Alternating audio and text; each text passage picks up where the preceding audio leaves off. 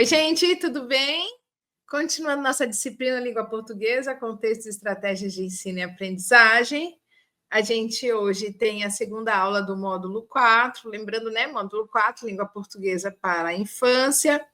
Retomando o que a gente estudou até agora, né, nós trabalhamos com a história e a crítica desde o início do ensino da língua portuguesa, o texto Comunidade de Ensino, que no texto a gente tem que aprender, né, sobre leitura, escrita e fala. E agora, no módulo 4, a gente está pensando exatamente como trabalhar a língua portuguesa para a infância. Nós conhecemos o método de Paulo Freire, né? Por que se fala tanto em Paulo Freire? Porque ele é tão importante, porque ele é temido por aí, algumas ideologias.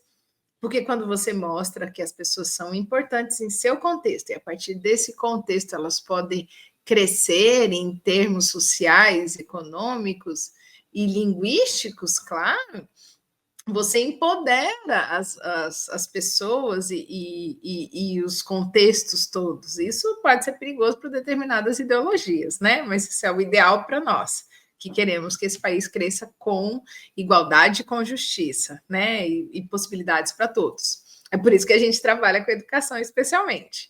Né?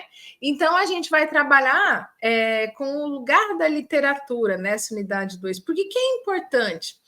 Porque a gente fala muito de texto e a gente esquece, ou foge um pouco da literatura, mesmo por causa da nossa prática leitora, né? Eu não gosto de literatura, a literatura é muito difícil.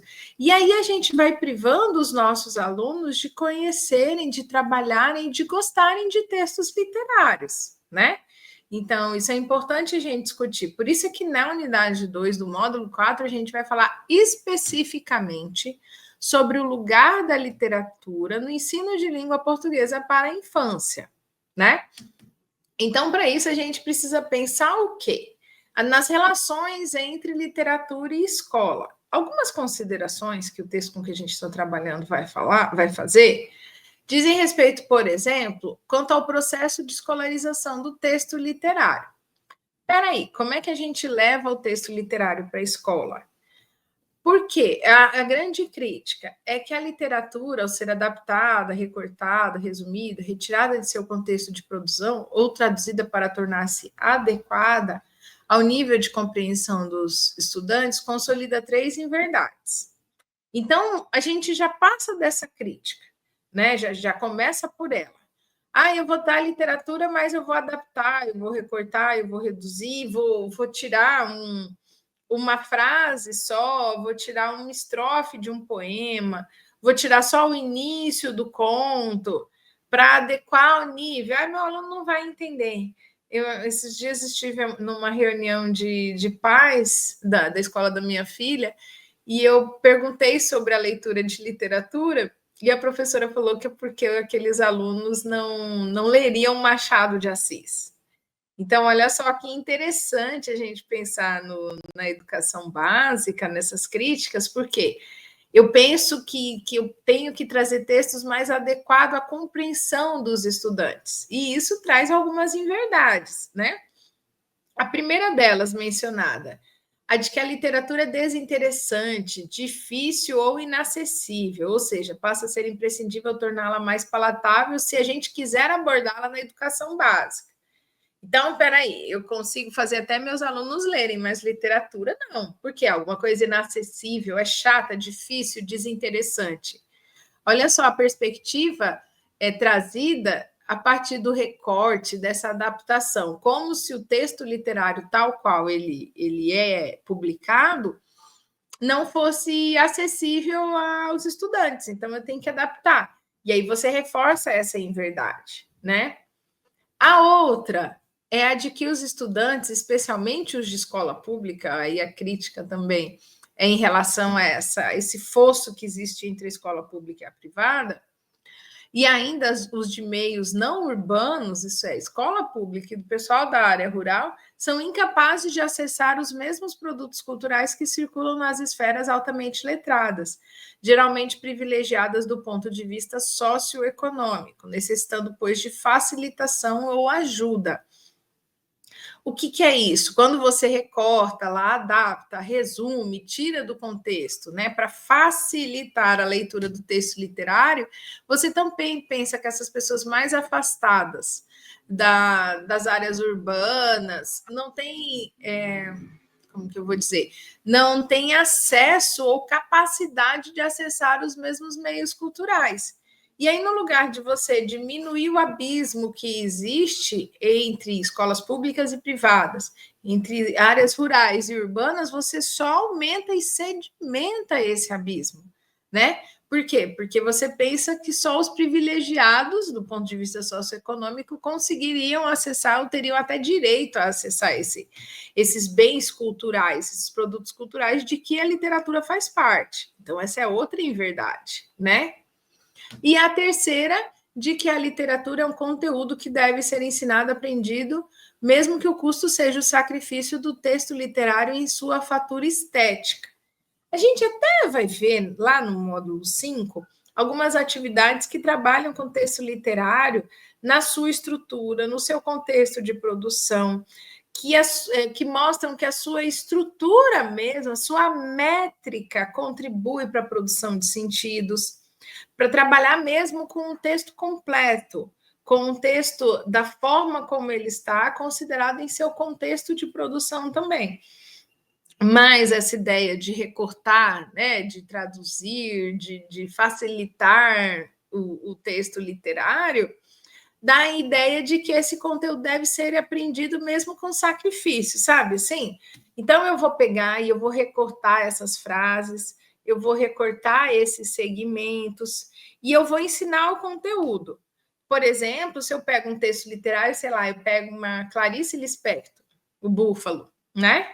E eu vou retirar só os adjetivos que ela usou lá, né? As questões de personificação do búfalo, né? Desconsiderando que isso importa para a produção de sentidos. Então, sacrificando esse texto literário em função daquilo que eu quero ensinar. Isso também é equivocado nesse sentido. Então, na letra A, lembrando lá, se a gente olhar, né, quanto a esse processo de escolarização, essa literatura recortada, né, traz inverdades. Na letra B, a gente pode pensar também quanto à natureza intertextual da literatura e, portanto, de seu ensino. Por que tem uma natureza intertextual na literatura? Ora, já ouviram que a gente não raramente produz algo novo? Então, você tem a intertextualidade a partir do momento em que você bebe de outras fontes. Você é o livro que você, os livros que você lê. Então, também o escritor ele vai fazendo essas relações intertextuais. Você vai encontrando, por exemplo, outros textos dentro dos textos. E isso precisa ser considerado no ensino. Por quê? Porque também precisa haver essa intertextualidade e ela ser considerada para que o ensino de fato aconteça, né? E quanto às concepções e práticas mitificadoras e homogeneizadoras do fenômeno literário no ambiente escolar, decorrentes da seleção inadequada de obras, da não diversificação de abordagens e de insuficiente atrelamento entre leitura literária e educação literária. O que isso quer dizer? Quando você está falando em concepções e práticas mitificadoras e homogeneizadoras do fenômeno literário, você está falando que essas práticas de que a gente tem tratado, elas criam mitos, né? Aqueles mitos de que a literatura é inacessível, de que a literatura é difícil, ela não é para qualquer um, né? A gente viu isso. Isso é mito, né? Só que arraigado e às vezes também sedimentado e até fomentado por práticas equivocadas no ensino do texto literário, né? E elas são homogeneizadoras porque quando você trabalha com texto literário, você tem a produção de vários sentidos. A gente estudou isso no módulo 2, né? Você tem vários conhecimentos que são acionados a partir do texto, e o sentido do texto mesmo está na relação entre autor, texto, leitor. Ele não está só no texto, né? E aí essas práticas homogeneizadoras, elas entendem que às vezes só tem um sentido, o que o autor quis dizer, sabe assim? Então, como se não tivessem outros sentidos possíveis a partir daquele texto. Isso decorre o quê? De seleção inadequada de obras. Aí sim eu concordo que você não pode trazer qualquer texto literário para qualquer idade, né? Você tem que pensar, vocês estão com a primeira infância, vocês não vão trazer, por exemplo, contos de terror, né? É um texto literário, mas não é adequado para aquela faixa etária. Vocês vão, sei lá, trazer o quê? Contos de fadas, vocês vão trazer crônicas, né? Parlendas, vocês podem trabalhar também várias questões desses produtos culturais relacionadas à literatura e muitos outros, né? Então, você também precisa pensar na diversificação de abordagens. Você não vai trabalhar sempre da mesma forma, tratando os mesmos elementos. Isso também é facilitado quando você seleciona inadequadamente obras ou quando você seleciona o mesmo tipo de obras, o mesmo gênero textual apenas e faz uma abordagem só. Por quê? Você minimiza, você até estereotipa o ensino do texto literário, né? E também o que? Isso acaba ocasionando a insuficiente atrelamento entre a leitura literária e a educação literária. Por que você tem que associar? Por que você tem que atrelar isso? A gente precisa ensinar os nossos alunos a lerem literatura, mas pensar numa educação literária, isso é ensiná-los a ler literatura, a compreender, a extrair os sentidos, a produzir os sentidos do texto. Então, tanto ler, conseguir ler, quanto aprender e ensinar a ler esses alunos. E aí você tem a educação literária. Por quê? Porque você ensina o menino a ler o texto literário, você ensina a importância da literatura dentro do contexto sociocultural como patrimônio daquela sociedade, né? Então, você tem, é só a gente pensar nas escolas literárias, né? O que essas escolas literárias diziam dos momentos históricos em que estavam, né? Então, a educação literária, ela pensa em entender esse texto literário como produto cultural, né, envolvido nessas questões sociais, e também como lida com a língua, né?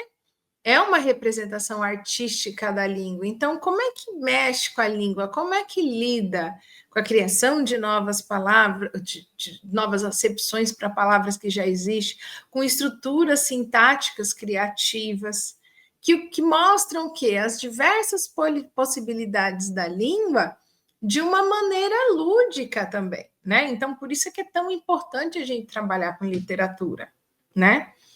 Então, essa penetração entre a recente produção em teoria e crítica literária e a literatura nas salas de aula.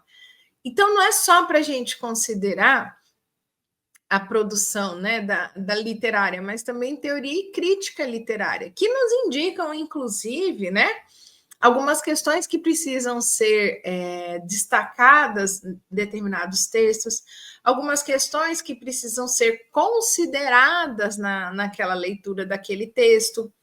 Então, sabe assim, ai, não, é uma leitura proibida na escola esse texto. Não, peraí, vamos ler. O que a crítica literária diz a respeito? O que eu entendo? Que considerações eu preciso fazer para trabalhar esse texto em sala de aula? Ah, não, de fato ele não é adequado para essa faixa etária. Mas não é para a gente simplesmente banir determinado livro sem considerar essa produção, né, discursiva que acontece em relação à literatura também, né? E aí, o que a gente estuda também, o que Dalvi estuda? Que a gente não pode desprezar as primeiras leituras realizadas pelos estudantes. Então, tudo que o aluno lê é importante, tudo que ele tem conhecimento. Quando eu trabalho com letras, né, tem uma discussão, ele é Harry Potter, leu a série Crepúsculo, isso vale, isso não vale? Vale, a gente não pode desprezar essas leituras, porque também isso vai construindo esses leitores, esses alunos como leitores, né? Então, o professor pode e deve, inclusive, considerar, né, essas leituras anteriores realizadas pelos alunos para aliar a elas o quê? Saberes linguísticos, contextuais, historiográficos, críticos e teóricos. Isso é, pega o que o menino já leu e associa essas questões de que dispõe, né, do que ele precisa ensinar, que podem ser compartilhadas, né, para a complexificação da relação nessa dimensão, né, do jogo de interpretação.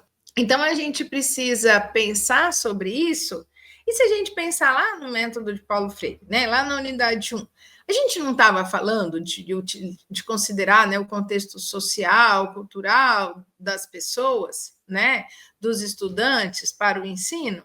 Se aqui você está considerando, né, as leituras anteriores, os conhecimentos literários anteriores dos alunos para essa complexificação, para você trabalhar com os outros aspectos da literatura que você quer trabalhar, você também está considerando, está valorizando esse contexto, essas vivências anteriores do aluno no ensino do texto literário.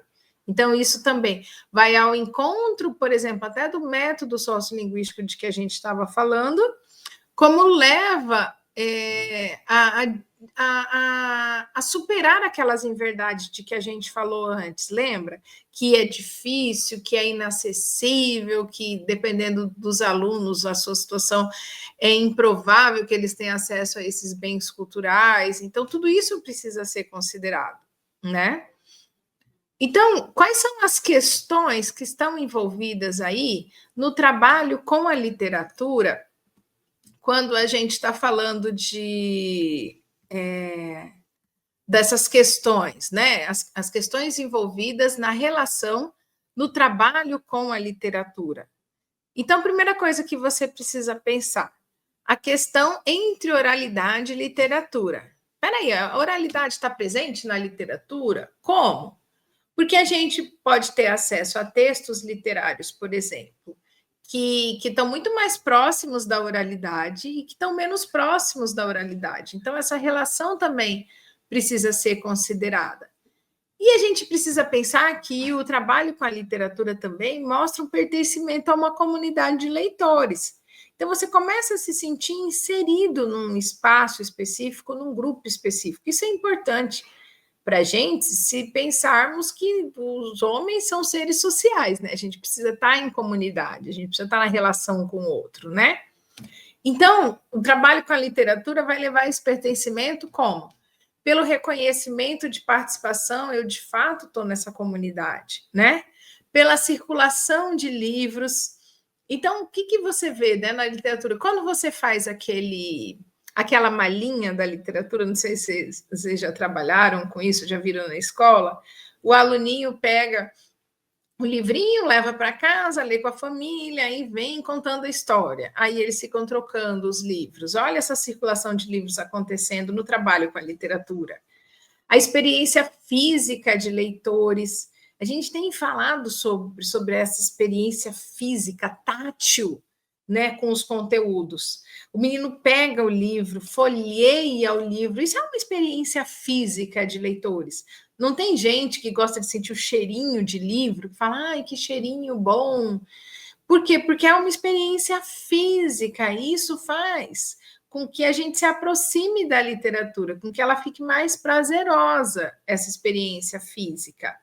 As conversas sobre o texto lido. Então, todo mundo lê o texto. Eu falei, né, dos pequenininhos que levam o texto e trazem depois, vem contando a história na sala de aula. Então, essas conversas sobre o texto lido, elas acabam não digerindo, mas tornando o texto ainda mais palatável, mais saboroso, sabe? Por quê? Porque eu entendo, aí meu colega entendeu uma coisa que eu não tinha entendido, e olha que legal, esse sentido também é possível. Você cria também uma responsabilidade com o material. Isso aí, eu estou levando o livrinho para casa, eu tenho que cuidar, eu não posso molhar, eu não posso rasgar. Por quê? Porque é importante a conservação desse material, porque ele é um texto literário, claro que é. Mas aí a gente vai ensinando até o cuidado dos materiais. Olha o que o trabalho com a literatura pode fomentar na infância, né? E a produção de novos materiais também. Por quê? Só de você produzir um novo texto, seja respondendo a pergunta sobre o texto literário lido, seja produzindo novos textos literários, né, a respeito, por exemplo, você vai ler uma fábula, né? E aí, se você produz uma fábula, mesmo oralmente, e volta lá, né, na questão entre oralidade e literatura, se você produz uma fábula ali na sala de aula, né, que tem lá os animais, a personificação, que tem a moral da história, olha a produção de novos materiais também fomentado pelo trabalho com a literatura. Isso tudo são características, são vantagens de se trabalhar com a literatura em sala de aula. Então, segundo a Dalvi, a gente precisaria pensar que no ensino fundamental a criança deveria passar a acessar formas escritas de manifestação literária, desapegando-se da exclusividade do papel da memorização pela musicalidade e pela repetição estrutural rumo à leitura propriamente dita, num contínuo da oralidade em direção à escrita, a relação entre recepção e produção. Então, o que é isso? A gente fugir simplesmente do uso único e exclusivo de músicas, né? Da memorização por música, mas pensar nessas diversas formas escritas da manifestação literária até chegar à leitura propriamente dita, pensando que oralidade e escrita não são dois pontos separados, mas existem num contínuo. O que é um contínuo? Elas não são antagônicas, elas vão acontecendo, se aproximando mais. Os fatos linguísticos, né, as realizações linguísticas, elas acontecem na relação entre oralidade e escrita. Mas eu posso estar nessa parte da linha, eu posso estar nessa parte da linha, nessa. Pode ter um texto escrito mais perto da oralidade, um texto escrito mais longe da oralidade, um texto oral mais perto da escrita, ou mais próximo mesmo do que a gente entende como oralidade. Essa é a noção de gêneros que a gente tem muito, né? Aí volta a importância do uso dos gêneros textuais, com que a gente vai trabalhar mais no módulo 5 também. Então, é só um spoiler. Então, pensando nesse contínuo de oralidade escrita, tanto na recepção quanto na produção de textos. Os finais, o que a gente pretende, né? O que tem que pretender? Ok, professora, mas a gente é da pedagogia. Mas para vocês entenderem como o trabalho no ensino fundamental, nos anos iniciais, vai contribuir para o ensino da literatura nos anos finais. Por quê? Aí sim, nessa época, deve iniciar a literatura e talvez a escrita de poemas. Olha só. Então, por que você já consegue escrever poemas nos anos finais? Porque você já trabalhou com a educação literária e leitura literária desde os primeiros anos lá da educação. Então, com relativo teor de sofisticação linguística, relativizando as formas fixas, normalmente privilegiadas até então, privilegiadas pelo texto, e apresentando a poesia de invenção, essa criação a partir da língua, né? De textos em prosa mais estruturados e com adensamento de temas e abordagens, os contos e as novelas, que são mais longos, e aí tem um adensamento, porque tem núcleos, subnúcleos, né? E, enfim, de textos dramáticos, né?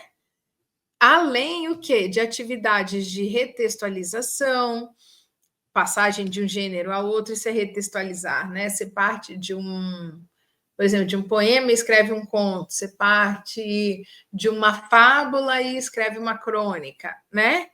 E de quem sabe também de transcriação, tradução e recriação entre línguas, linguagens e códigos diversos. De repente, se a gente trabalhar com esse ensino dessa forma, como a gente falou, a gente pode trabalhar com essa recriação entre línguas, linguagens, e mesmo, né, nesse sentido de códigos diversos. Vocês imaginam, por exemplo, você vai trabalhar com um texto e você pede para os meninos prepararem um teatro, né, a dramatização desse texto. Isso é pensar em códigos diversos, isso é recriação de línguas e linguagens. Dependendo, isso pode acontecer de outra forma nos anos iniciais, mas com esse trabalho mais apurado com a literatura, a gente consegue formar, tá vendo? Esse leitor literário na educação básica, que é a nossa intenção, né? Porque chegando lá no ensino médio, olha como é que se constrói esse caminhar. Supostamente, o adolescente ou jovem já deveria acessar, então, obras nacionais e supranacionais de reconhecido valor ético e estético, incluindo a literatura que corre à margem do cânone, renovando ou subvertendo, alargando assim seu repertório e refinando seu grau de compreensão e seu nível de exigência como leitor, e quem sabe como produtor. Então, olha só, a gente parte de uma noção de que os meninos nem conseguem ler um texto literário, para a noção de que eles podem se tornar produtores de textos literários. Olha que interessante essa mudança de perspectiva. Então, pensando nisso, quando ele tiver bem fixas essas noções, né, de texto literário, de literatura, de formas literárias, ele vai continuar trabalhando com essas obras, né, de reconhecido valor, mas também incluindo a literatura que corre à margem do cânone. O cânone literário é aquele lugar em que ficam as obras que são reconhecidamente os melhores exemplares da literatura. Então, por exemplo, o que a gente tem de cânone literário, né? Em língua portuguesa, a gente tem, sei lá, Machado de Assis, Luiz de Azevedo, José de Alencar, né? Aí a gente tem algumas obras que correm, né? À margem do cânone, isso é, obras que são muito lidas, que precisam ser estudadas, mas que não são considerados clássicos da literatura. Uma discussão, por exemplo, que a gente tem a respeito da produção de Paulo Coelho, né? Um autor também bastante traduzido, mas anda à margem do cânone, por quê? Porque há muitos estudiosos que não entendem essa produção como tipicamente, né, literária, digamos assim, mas correm à margem do cânone, assim como diversas outras. Então, renovando, subvertendo, né? Peraí, isso é cânone, isso não é? A discussão de cânone é muito interessante. Né? Então, alargando o repertório e refinando o grau de compreensão e mesmo nível de exigência. Então, o aluno começa a pensar que isso é adequado, isso não é adequado, isso daqui não está legal, isso daqui está legal, olha só que interessante. Então, a literatura, quando a gente pensa no ensino fracassado, a gente já viu algumas inverdades, mas é quando a gente pensa que a literatura só é feita para gente genial, ociosa ou viajante. Isso é, só é para gente muito inteligente, eu não me encaixo, então eu não vou ler literatura. É para gente ociosa, então quem lê literatura é quem não tem nada para fazer, ou viajante, ou aquela pessoa viajante no sentido literal ou no sentido conotativo, né? Ou aquela pessoa que está viajando e pode ler, aquele pessoal que pega, vai à praia e abre um livro para ler. Ou viajante no sentido de que, sabe, viaja nas ideias e é meio alheio à realidade que o circunda. Então, gente assim gosta de literatura. Agora, gente que é normal, gente que tem o que fazer, não tem tempo para literatura. Isso é a história do fracasso do ensino da literatura, né? Por quê? Porque os textos literários são apresentados em desarticulação com o mundo da vida, com a história, com a sociedade, com a economia e com a cultura. Por que eles são apresentados em desarticulação? Se você tira do contexto, se você desarticula, se você o que a Dalvi falou lá no início, né? Se você traduz, não no sentido de diverter para outra língua, mas no sentido de adaptar o texto para aquela idade, você tira do contexto. Você tirou muito do que faz o texto ser um texto literário. E aí essa desarticulação causa esse fracasso, né? Essa história de fracasso com o texto literário. Então, por que hoje a gente mesmo, que é adulto, não lê tanta literatura? Por causa desses vários processos de inverdades que vão circundando o ensino da literatura na escola. Então, o que a gente tem que fazer em relação a isso? O professor de língua e literatura no ensino fundamental e médio, e aí a gente precisa pensar também no nosso componente, né? A gente tem uma aula de literatura separada lá na estrutura curricular, na grade curricular. Se não tem, a gente cria esses momentos, né? Visando superar os problemas apontados de que a gente falou, podendo e devendo valorizar o texto literário em sua pluralidade. O quê? Considerar a parte linguística do texto, histórica, social e política, e também em suas dimensões diferentes. Intertexto, transversal, aquilo que ele toca outras áreas e outras dimensões, transdisciplinar, né? Quando ele fala de outras disciplinas, um texto literário dá noções de geografia, de história, de política, né?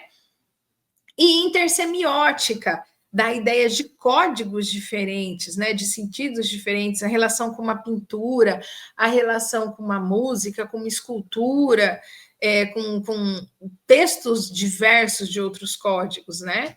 Isso tudo a gente precisa valorizar no texto literário. Para isso, a gente precisa, então, repensar e reinventar as relações entre literatura e escola. Olha que interessante. Reinventar. Isso a gente precisa não só repensar, mas meio que fazer de novo, tentando reparar essas arestas, que não são apenas arestas, pelo que a gente viu, né? Então, a relação entre literatura e escola apresenta-se marcada por concepções estigmatizadas, que precisam ser superadas para a valorização do texto literário em sua pluralidade e em suas distintas dimensões, visando a integração de saberes. Então, a gente precisa superar tudo isso e valorizar esse texto literário na sua pluralidade. Não é pegar um texto literário, separar aquelas partes e vou dar minha aula. É pensar nele todo, nessa pluralidade, para quê? E essas distintas dimensões para a gente integrar os saberes. Então, por quê? A partir do texto da literatura, do texto literário, a gente aprende sobre língua, a gente aprende sobre cultura, a gente aprende sobre história. É por isso essa integração de saberes, né?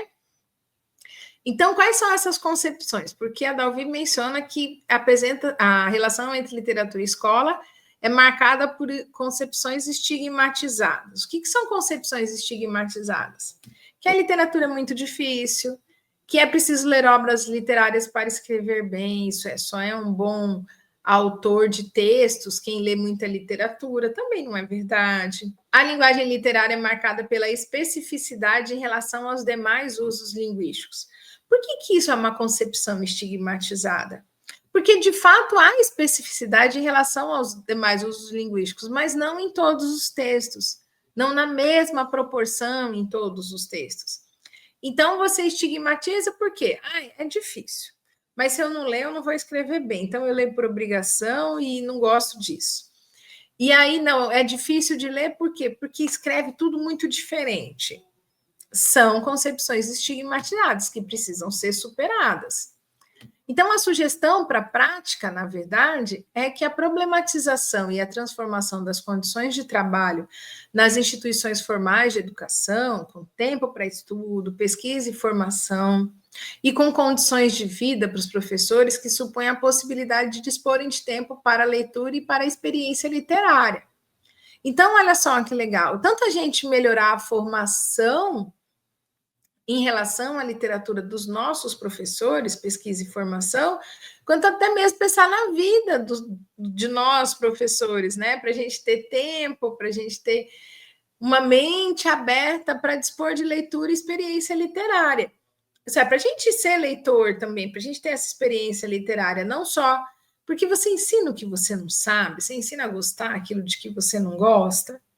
É uma coisa importante para a gente pensar nesse sentido. Então, por isso é que essas sugestões, elas são tão importantes para a gente pensar sobre esses problemas de que a gente está tratando, né? E como pensar tanto na formação de professores quanto na escolarização, né?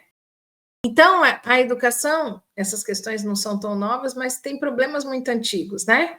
A educação pela literatura, isso é, ensinar pela literatura, precisa mudar para ensinar para a literatura, para ler. Então, por exemplo, no trabalho com crianças, é importante fazer perguntas cuja resposta esteja na superfície textual. Por isso ler o texto, entende. Mas à medida que o estudante vai avançando, essas perguntas precisam ser progressivamente desaparecendo, né? Dando lugar às questões que exigem um papel ativo do leitor. O que é esse papel ativo do leitor? Não é só ler o que está na superfície. O que mais se depreende a partir da leitura do texto? Isso precisa ter também fomentado, né? Então, para que isso tudo, né? Então, há necessidade de que o professor de língua e literatura eleja como opção de trabalho uma postura pedagógica responsável. O que é essa postura pedagógica responsável, né? Eu saber que eu tenho responsabilidades em relação à aprendizagem dos alunos, que privilegie o diálogo intercultural e supere preconceitos e estereótipos. A gente viu, por exemplo, vários preconceitos e estereótipos associados ao ensino e à própria leitura da literatura, né? E aí se inclui, por exemplo, o que ela menciona, o ensino de literatura que prime pela diversidade e pela inclusão de todos os grupos étnicos e sociais em seu bojo. Essa inclusão diz respeito também a você ler várias obras de vários autores, de vários gêneros, porque aí você vai trazendo essa diversidade, porque você pensa em lugares de produção diferente, em contextos diferentes, e aí o aluno vai conhecendo essa diversidade por meio da leitura, né? Então, vamos lá, lemos o texto da Maria Amélia Dalvi, que vocês vão ler de novo, se não leram antes da aula, vão assistir essa aula tantas vezes quanto necessárias, fazer as atividades, e a gente se vê agora no módulo 5. Tchau, tchau.